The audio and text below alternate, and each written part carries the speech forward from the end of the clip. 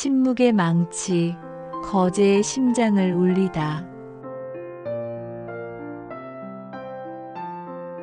내 이름은 강민우. 불과 1년 전까지만 해도 나는 소위 말하는 세상의 꼭대기에 서 있었다. 대한민국 최고의 명문대를 수석으로 졸업하고 모두가 선망하는 대기업의 연구개발팀에 입사했다. 내 머릿속에 가득 찬 최신 공학 이론과 데이터는 세상을 바꿀 수 있으리라 믿어 의심치 않았다. 내 미래는 오차없이 설계된 도면처럼 완벽해 보였다.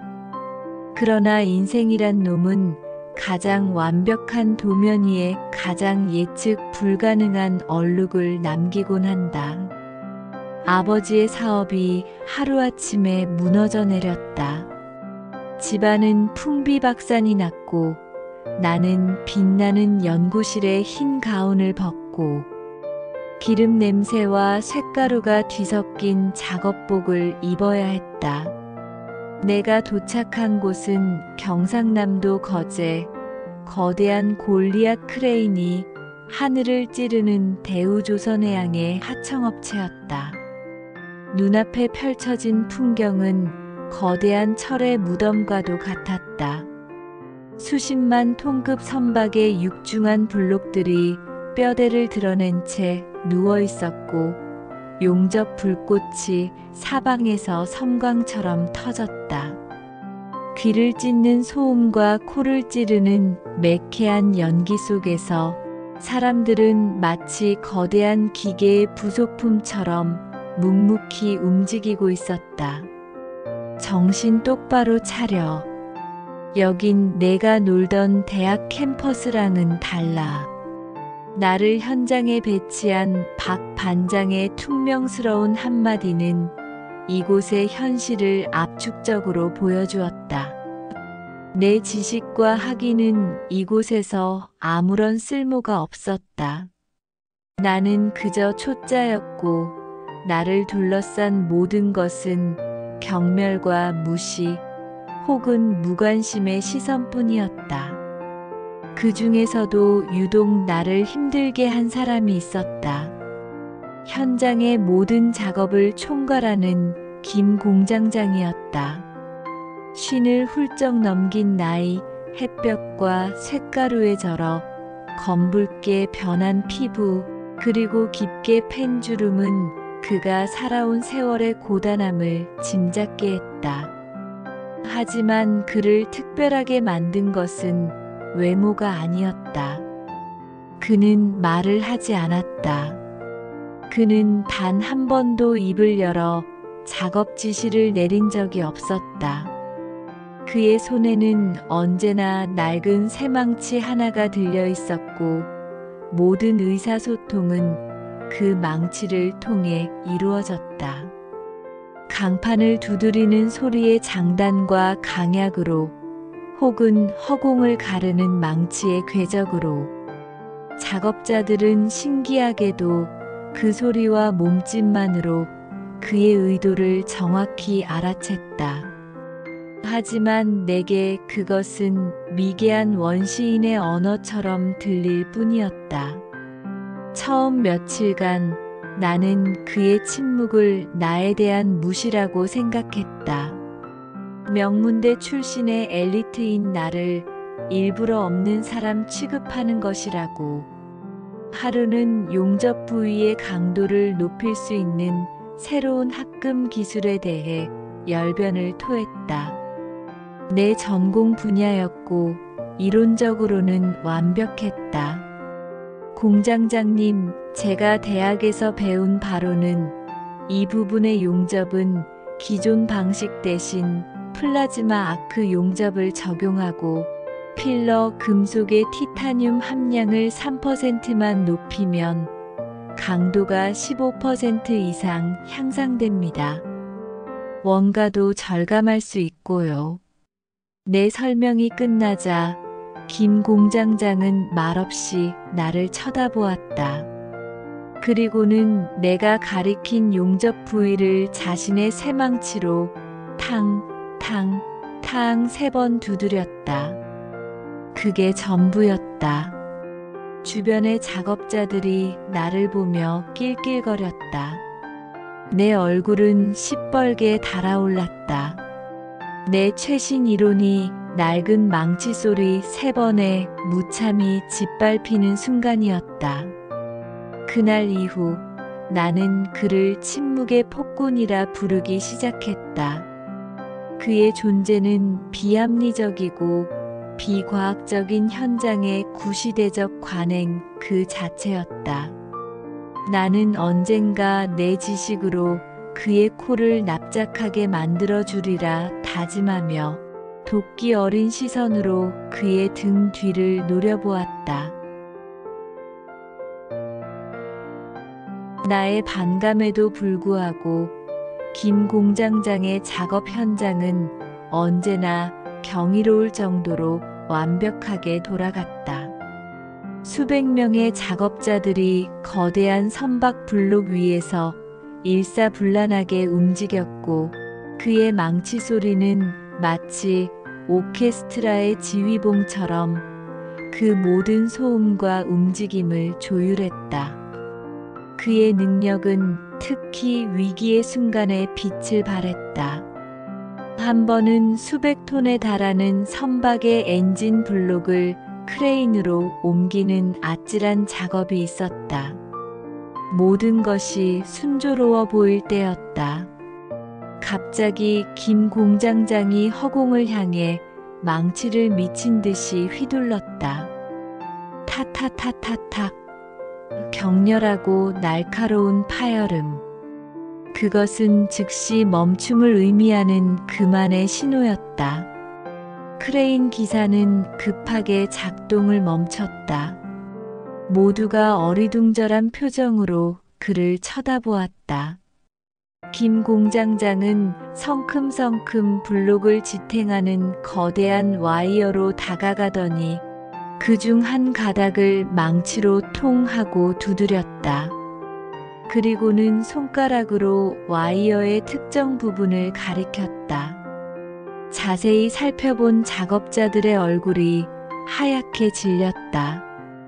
육안으로는 거의 보이지 않는 미세한 균열이 발생해 있었던 것이다. 만약 그가 10초만 늦게 발견했더라면 와이어는 끊어지고 수백 톤의 쇳덩이가 아래에서 작업하던 인부들을 덮쳤을 끔찍한 대참사였다. 최첨단 비파계 검사 장비로도 찾아내지 못한 결함을 그는 오직 망치 소리의 미세한 울림 차이만으로 감지해낸 것이다. 그날 처음으로 나는 그에 대한 경외심과 함께 더 큰 의문을 품게 되었다. 그는 대체 어떤 사람일까? 나는 현장에서 잔뼈가 굵은 박 반장에게 슬쩍 그에 대해 물었다. 반장님, 공장장님은 원래부터 말씀을 안 하셨습니까? 박 반장은 담배 연기를 길게 내뿜으며 대답했다. 원래 저런 분 아니었어. 10년 전만 해도 호탕하게 웃고 막걸리 사주던 분이었지. 천재였어, 천재.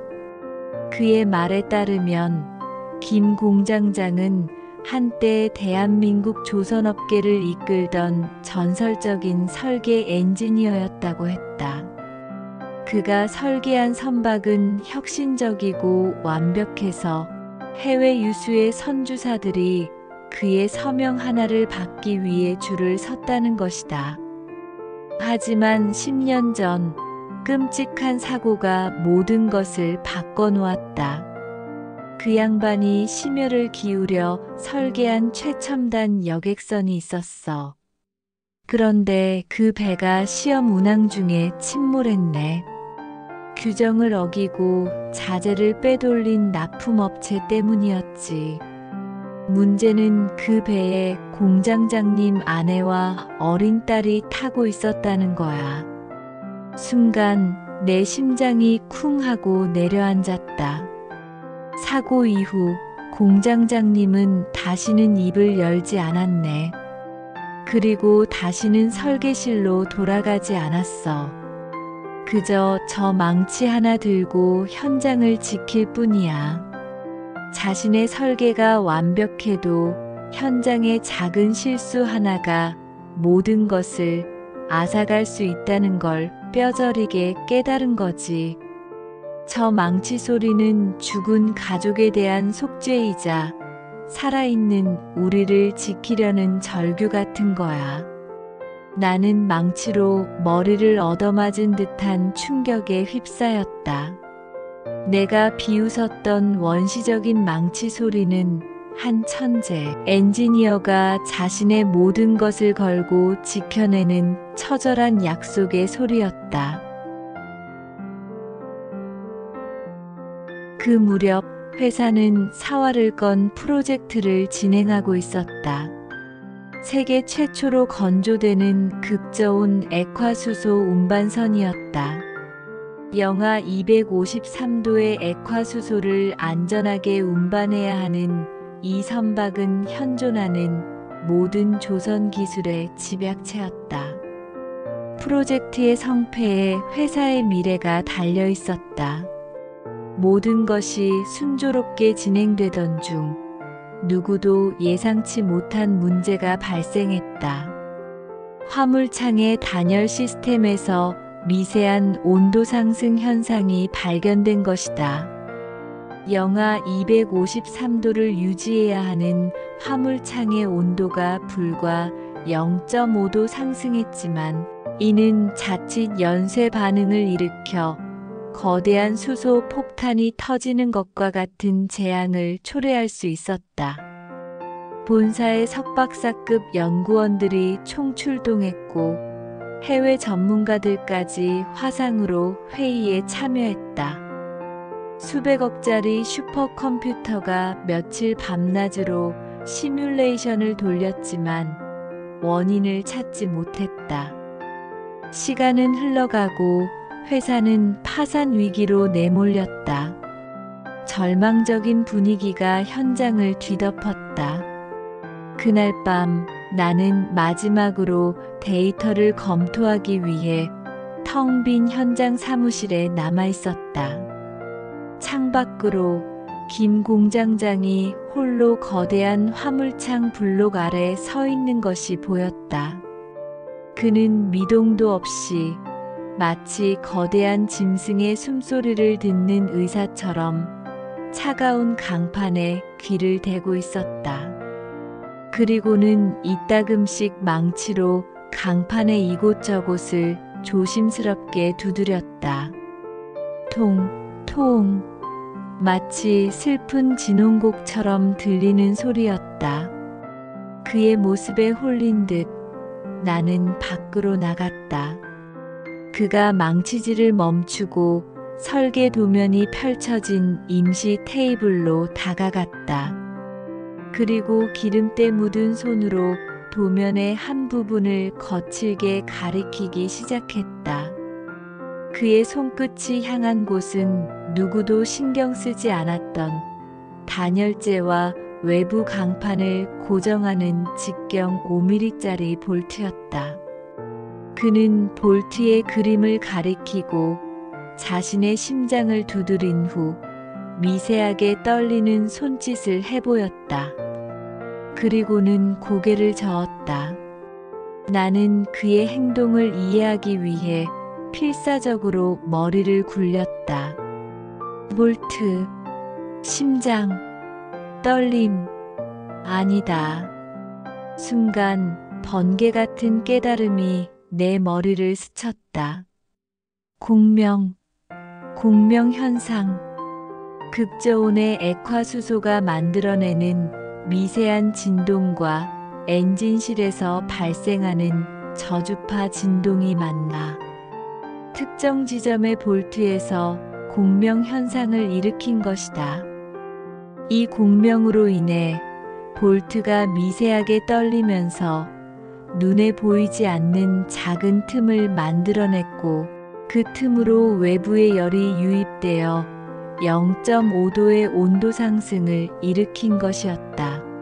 수백 명의 천재들이 슈퍼컴퓨터를 동원해도 찾아내지 못한 원인을 그는 오직 망치 소리의 울림과 수십 년간 축적된 현장의 감각만으로 찾아낸 것이다.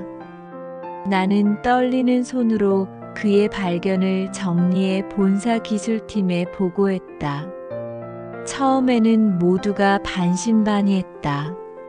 하지만 그의 이론에 따라 시뮬레이션을 다시 돌린 연구원들은 경악을 금치 못했다.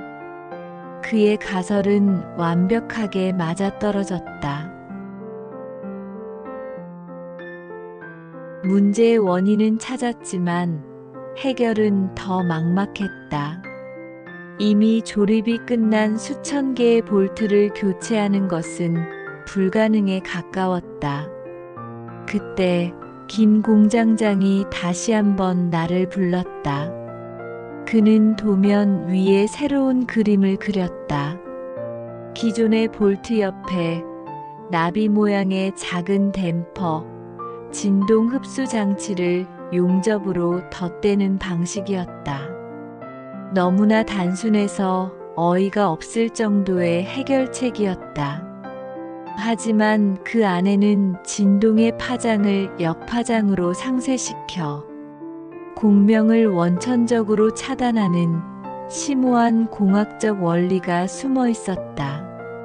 가장 단순한 것이 가장 위대한 것임을 나는 그의 그림을 보며 온몸으로 깨달았다. 그의 해결책은 즉시 채택되었다. 현장의 모든 용접공들이 투입되어 며칠 밤낮으로 댐퍼를 부착하는 작업을 진행했다. 김 공장장은 잠도 자지 않고 현장을 지켰다. 그는 망치로 모든 댐퍼의 용접 부위를 일일이 두드려 보며 완벽한 시공이 이루어졌는지 직접 확인했다. 마침내 모든 작업이 끝나고 액화수소를 다시 주입하여 시스템을 재가동했다. 모두가 숨을 죽이고 모니터를 지켜보았다. 모니터 속 온도는 정확히 영하 253도를 가리킨 채 미동도 하지 않았다. 와! 현장은 순식간에 함성과 눈물바다가 되었다. 작업자들은 서로를 부둥켜 안고 환호했다.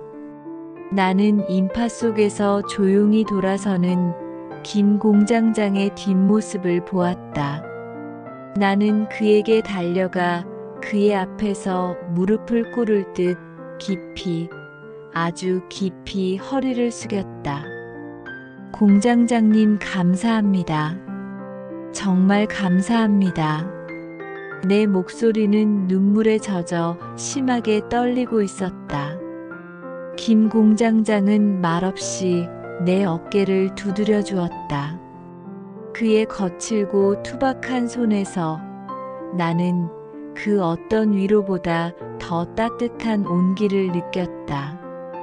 몇 달 후 극저온 액화수소 운반선은 성공적으로 건조되어 명명식을 갖게 되었다. 선박의 이름은 에코호.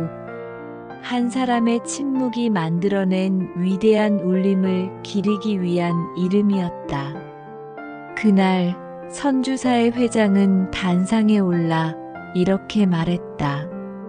이 배는 저희의 기술만으로 만들어진 것이 아닙니다.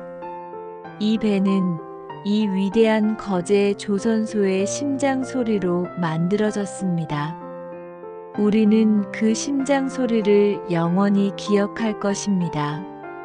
나는 더 이상 서울의 빛나는 연구실을 그리워하지 않는다. 나는 이제 이곳 거대한 철의 왕국에서 새로운 꿈을 꾼다.